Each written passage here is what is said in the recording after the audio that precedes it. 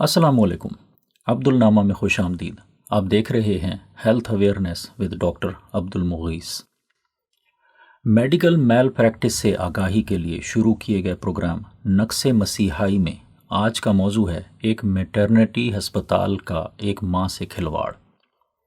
नक्शे मसीहाई में बयान किए जाते हैं हमारे मुआशरे में राइज अतायत और मेडिकल मैल प्रैक्टिस के तरीके और इन तरीक़ों से मुताल्लिक हकीकी वाक़यात, ताकि लोगों में मेडिकल का ज़रूरी शऊर पैदा करके उन्हें अताई मुआलिजीन और मेडिकल से वाबस्ता मफाद परस्त और बददियानत अनासिर के हाथों अपनी सेहत और दौलत लुटाने से बचाया जा सके। एक माँ के लिए इस दुनिया में अपनी औलाद से ज़्यादा कुछ भी अहम नहीं होता। प्रेगनेंसी शुरू होते ही माँ अपने होने वाले बच्चे की हिफाजत और बेहतर नशोनुमा के लिए अपना सब कुछ कुर्बान कर देने को तैयार हो जाती है।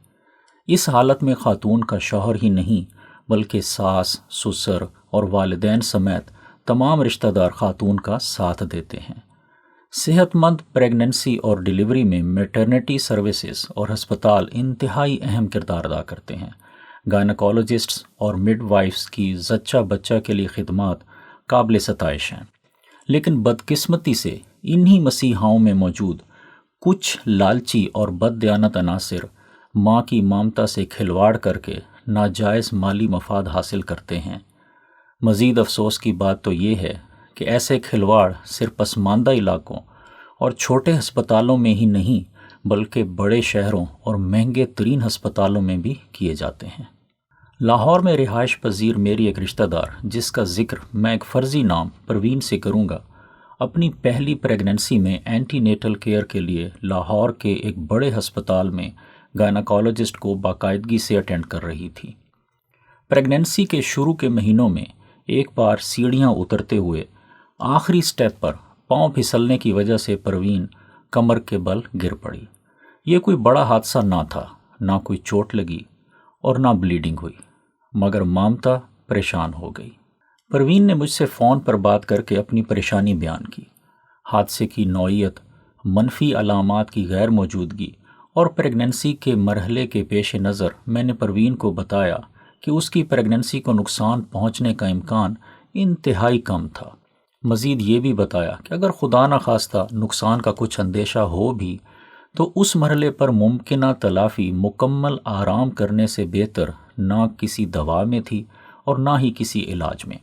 झटके से पहुंचने वाले किसी मुमकिना नुकसान का बेहतरीन अजाला मज़ीद कोई झटका ना लगने देना ही था। इसलिए मैंने परवीन को चंद रोज़ तक मुकम्मल आराम करने का मशवरा दिया। फ़ोन कॉल ख़त्म होने के बाद मैंने एहतियातन एक दोस्त कंसल्टेंट गायनकोलॉजिस्ट से परवीन को दिए गए अपने मशवरे के दुरुस्त होने की तस्दीक भी कर ली, लेकिन ममता को फिर भी चैन ना आया और परवीन ने कुछ देर बाद अस्पताल कॉल करके अपनी गायनकोलॉजिस्ट को हादसे से आगाह किया। डॉक्टर साहिबा की तो जैसे एक छोटी सी लॉटरी निकल आई। डॉक्टर साहिबा ने परवीन को सरजनिश करते हुए कहा कि वो हादसे के बाद फ़ौरन अस्पताल क्यों नहीं पहुंची, क्यों उसने इतना वक्त ज़ाया किया, क्या उसे अपने होने वाले बच्चे का एहसास नहीं। डॉक्टर साहिबा ने परवीन को फ़ौरन अस्पताल पहुंचने का हुक्म दिया। परवीन ड्राइवर को ज़रा जल्दी चलो कहते हुए और 20 किलोमीटर तक गाड़ी के झटके सहते हुए परेशानी की हालत में अस्पताल जा पहुंची। डॉक्टर साहिबा ने सबसे पहले परवीन को ऐसे हालात में फ़ौरन अस्पताल पहुंचने की अहमियत पर एक मुख्तसर लेक्चर दिया। फिर उसकी प्रेगनेंसी पर हादसे के मुमकिना असरात होने पर तशवीश का इजहार करते हुए कहा कि वो सबसे पहले प्रेगनेंसी का अल्ट्रासाउंड स्कैन कराएगी। डॉक्टर साहिबा ने स्कैन रिपोर्ट देखकर कहा कि वो उस रिपोर्ट पर रेडियोलॉजी के प्रोफेसर साहब से भी मशवरा लेगी, जबकि इस दौरान वो परवीन के कुछ ब्लड टेस्ट करवाएगी। लिहाजा परवीन को ब्लड टेस्ट्स के लिए लेबॉर्ट्री भेज दिया जाता है। बहुत सारे ब्लड टेस्ट्स की रिपोर्ट्स को देखकर डॉक्टर साहिबा तशखीस तक पहुंच जाने के अंदाज में परवीन को बताती है कि परवीन को बहुत ज़्यादा कमज़ोरी हो गई थी, इसलिए उसे फ़ौरन एक ड्रिप लगाने की ज़रूरत थी। डॉक्टर साहिबा ने यह भी फरमाया कि शायद इसी कमज़ोरी की वजह से परवीन सीढ़ियों पर चक्कर आने से गिर गई थी। फिर परवीन को طاقت کی ڈرپ لگانے کے لیے ایمرجنسی وارڈ میں بھیج دیا جاتا ہے۔ ڈرپ لگ چکنے کے بعد ڈاکٹر صاحبہ پروین کو خوش ہو کر بتاتی ہیں کہ اب خطرے کی کوئی بات نہیں تھی۔ البتہ ریڈیالوجی کے پروفیسر صاحب نے کہا تھا کہ چونکہ پہلے والا الٹرا ساؤنڈ سکین پروفیسر صاحب نے خود نہیں کیا تھا، اس لیے مکمل تسلی کرنے کے لیے وہ ایک اور سکین خود بھی کرنا چاہتے تھے۔ 2 الٹرا ساؤنڈ سکینز، بہت سارے بلڈ ٹیسٹس اور ڈرپ لگانے کا بل کئی ہزار روپے میں چارج کر کے پروین کو چند روز تک مکمل آرام کرنے کی ہدایت کے ساتھ گھر بھیج دیا جاتا ہے۔ اس واقعہ کے چند ہفتوں کے بعد جب میرا پاکستان جانا ہوا تو میں نے ڈاکٹر صاحبہ سے ملاقات کی۔ میں نے ڈاکٹر صاحبہ سے پروین کو دی گئی ٹریٹمنٹ کے متعلق چند سوالات کیے، مگر ڈاکٹر صاحبہ کسی بھی سوال کا تسلی بخش جواب نہ دے سکیں۔ پروین کو فوراً ہسپتال بلانے کی کیا ضرورت تھی، جبکہ حال ہی میں اس کا ایک اینٹی نیٹل وزٹ ہو چکا تھا۔ الٹرا ساؤنڈ سکین میں ڈاکٹر صاحبہ اور پروفیسر صاحب کیا دیکھنا چاہتے تھے؟ بلڈ ٹیسٹ سے کیا معلومات حاصل کرنا درکار تھیں؟ اور اگر حادثے کی وجہ سے پریگنینسی کو کچھ نقصان پہنچا بھی ہوتا تو ڈاکٹر صاحبہ کے پاس اس کا کیا علاج تھا؟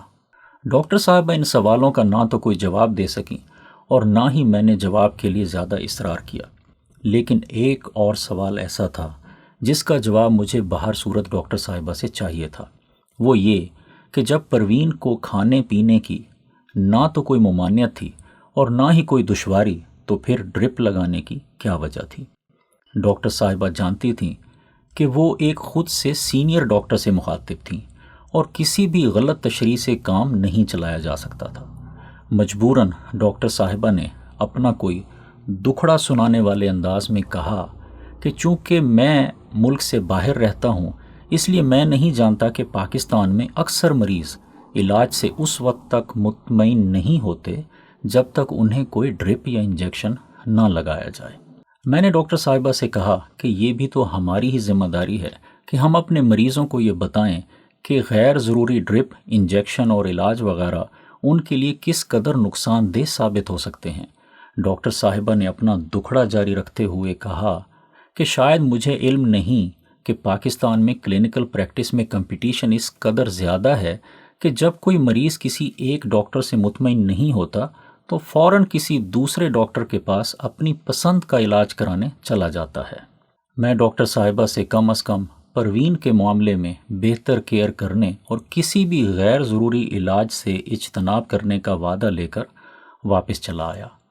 ڈاکٹر صاحبہ نے اپنے وعدے کا پاس رکھا اور شاید اسی وجہ سے پروین اپنا سیزیرین سیکشن ہو جانے سے بھی بچ گئی، اللہ عالم۔ اس کارگزاری سے یہ اندازہ لگایا جا سکتا ہے کہ جب ایک بڑے اور معروف ہسپتال میں بھی میڈیکل میل پریکٹس کا ارتکاب کیا جاتا ہے تو پھر چھوٹے اور غیر معروف ہسپتالوں میں کیا کچھ نہیں کیا جاتا ہوگا۔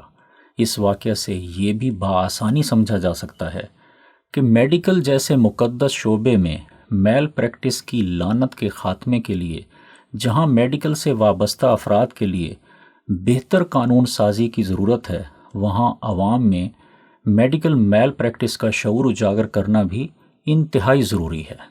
یاد رہے کہ آپ کا جسم ایک امانت ہے۔ جسم کی حفاظت اور درست دیکھ بھال آپ کی ذمہ داری ہے، اس لیے میڈیکل سے متعلق ضروری اور بنیادی معلومات سے آگاہ ہونا آپ پر لازم ہے۔